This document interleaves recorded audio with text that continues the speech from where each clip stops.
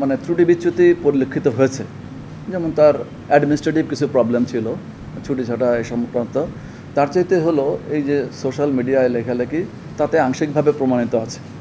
তো এই জন্য আমাদের কর্তৃপক্ষ, ট্রাস্টি যে বোর্ড আছে, ওনারা তাকে সাময়িকভাবে শাস্তি ব্যবস্থা করেছেন, করে ওনারা 3 সদস্য বিশিষ্ট সিনিয়র প্রফেসরদের দিয়ে আরেকটি তদন্ত কমিটি গঠন করেছেন। এই তদন্তে যদি ওনার অভিযোগ প্রমাণিত না হয় তাহলে কিন্তু উনি শাস্তি ভোগ করবেন না। কিন্তু যদি প্রমাণিত হয় তাহলে আমাদের প্রতিষ্ঠানের যে ইসি, সর্বোচ্চ ফোরাম হলো এক্সিকিউটিভ কাউন্সিল। এই ট্রাস্টি বোর্ডের যে এক্সিকিউটিভ কাউন্সিল আছে, সেই কাউন্সিল মানে যে সিদ্ধান্ত নেয়, যদি মনে করে যে উনি খালাস পাবেন, তো খালাস, উনি যদি মনে করেন আংশিক ওনাকে শাস্তির ব্যবস্থা হতে পারে, অথবা উনি পূর্ণাঙ্গভাবে আবার কাজে যোগ দিতে পারবেন, সেটা তো আমাদের বিষয় না। এই তদন্তগুলো চলে যাবে ইসিতে ওনারা আবার জাস্টিফাই করবেন, জাস্টিফাই করে যদি মনে হয় যে না উনি ঠিক আছেন তাহলে ঠিক, আর যদি তারা মনে করে যে না এটা তার প্রবলেম আছে, তাহলে সে আইন অনুযায়ী ব্যবস্থা। আইনের বাইরে তো আমরা কেউ যেতে পারি না। সবগুলি প্রতিষ্ঠান তো আসলে তাদের নিয়ম অনুযায়ী চলে, তাই না? ও কোনো কিছুই শুনবে না, সার্ভিস রুল মানবে না, একের পর এক সবার সাথে দুর্ব্যবহার করছে। এটা অথরিটি দেখছে, এটা আসলে আমার ব্যাপার না। কিন্তু প্রথম দিন থেকেই শুনতেছি যে অনিয়ম করে যাচ্ছে। আসলে এটা পূর্বে যারা ছিল তাদের সাথে অনিয়ম করতে করতে তারা অভ্যস্ত হয়ে গেছে, এখন নিয়মের মধ্যে আসতে চাচ্ছে না। আর এই সব কিছুর কারণ আসলে পিছনে 2-3 জন লোক আছে যারা এর আগে সরকারের সাথে ছিল।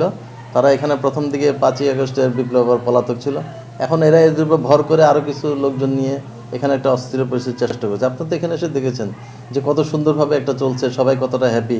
ওরা সাংবাদিক সম্মেলনে যেটা বলে একটা বানোয়াট মিথ্যা সব কিছু বলছে, অসত্য তথ্যগুলো বাইরে বলে বেড়াচ্ছে, অথবা আমাদের বিভিন্ন টিচারদের বিরুদ্ধে বা অনেকগুলো কথা বলছে যেটা ঠিক না, যেটা করা উচিত না।